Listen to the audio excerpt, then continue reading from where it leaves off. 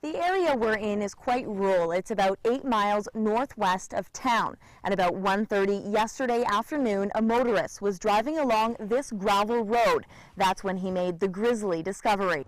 Enbridge as well as TransCanada Corporation are fighting regulatory as well as very strong public concerns regarding their wishes to expand their pipeline network. Now, the temperature on my phone tells me that it's 27 degrees, but just from standing out here, it feels a lot hotter than that.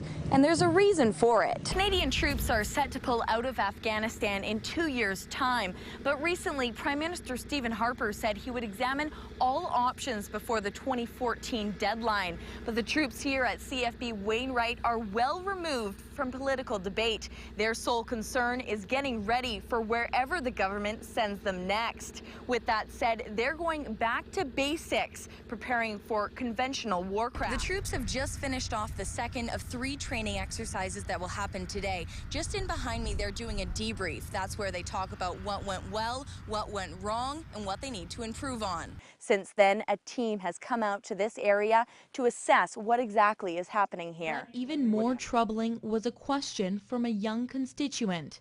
Most people my age probably won't vote this year, myself included. But once the polls were closed, the results rolled in soon after, and it wasn't long before PC candidate Richard Starkey was announced the winner. Michelle Shigelski was a vibrant 26-year-old, recently married only 6 weeks ago. For her great-uncle here in Lloydminster, it was a morning he never could have imagined. The thing that caught my attention is the words that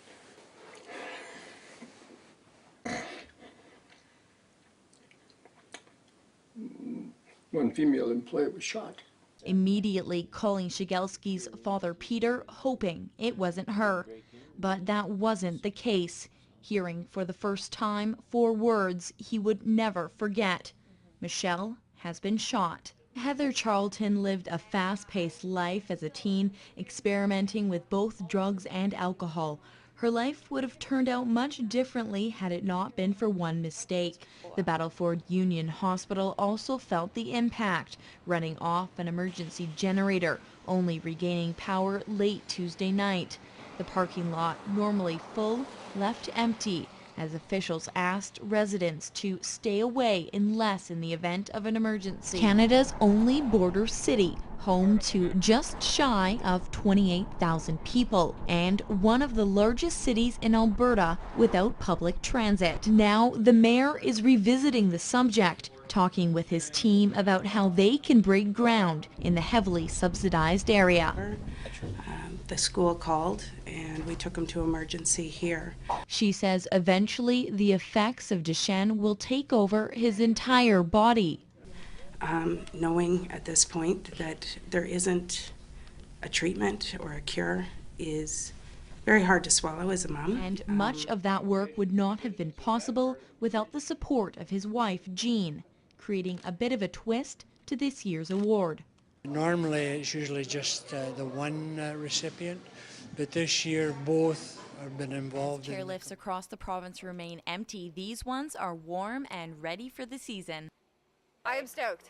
All thanks to the repositioning of a $6 million snowmaking system left behind from the Olympic Legacy project. It's basically our snowmaking system that's made the biggest difference this year. Over the summer months, we relocated 5 of our snow guns. Now, Canadian children's artist Fred Penner is in the border city tonight, entertaining audiences of all ages. But for one border city family, the chance to see the entertainer was almost out of reach. Kelsea Bloxam explains. The Johnstons are a family of 7, but from time to time they grow to be a clan of 9. We have children with disabilities, and quite often we need aides to accompany us to make it possible for our children to be able to attend any kind of events like their peers do. The family usually has no problem getting accommodation for their 2 aid workers, but after contacting the Vic Jiba Community Theatre, their request was denied. We were told that they would talk to their board, and they decided that under the law that they had met all their legal requirements. They have disabled parking. They have access to washrooms for disabled people.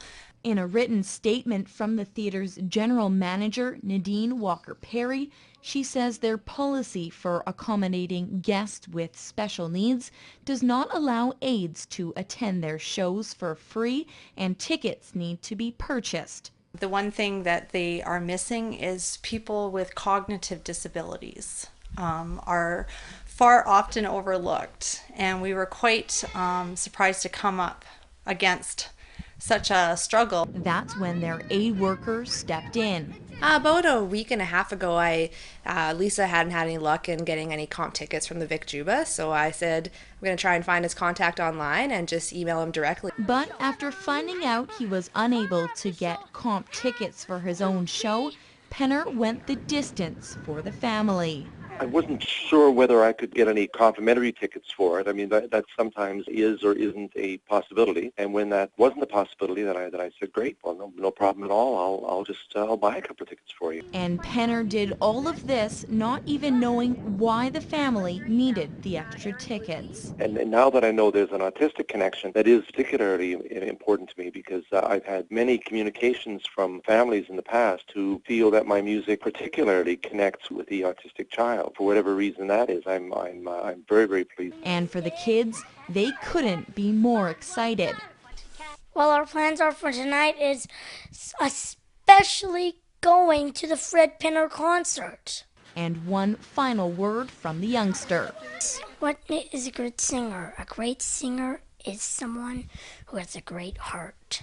Kelsea Bloxam, New Cap News. Maple Battaglia.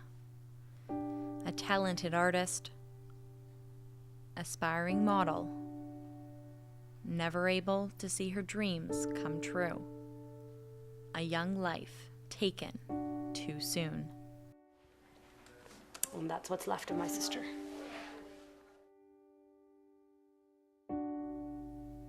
A family visibly broken, and yet able to find strength in the memories they have. Her sister Rosaline takes us back to the place where their lives and the life of Maple changed forever. My sister was taken away from me wrongfully. She's not resting in peace. She died here. She was supposed to be the face of Central City for modeling, for everything. She died an unjust death. So I will knock on every door, every politician, every community member through social media and whatever means I have to get this case enough attention to make it high profile so the laws change. I can't bring back my baby sister, but I can possibly pass on the message that violence against women is unacceptable. Because if these people aren't behind bars, then they're going to get away with getting rid of other people's daughters and sons. You think the community's ever going to be safe if people just stay silent? Silent is one thing she'll never be able to be. Now acting as a messenger for her sister. What she would want is she promoted love. That's all she did was love everyone. And that's the best justice, is love. You give everyone love, and God sees that. You know, I'm a firm believer in God and higher faith, and we don't want to promote violence with violence. We don't believe in eye for an eye. Who are we to take someone's life because someone played God with a gun with her? If we did the same thing, what does that make us then?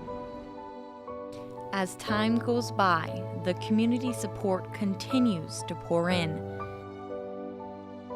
giving Rosaline confidence she'll find justice for her little sister.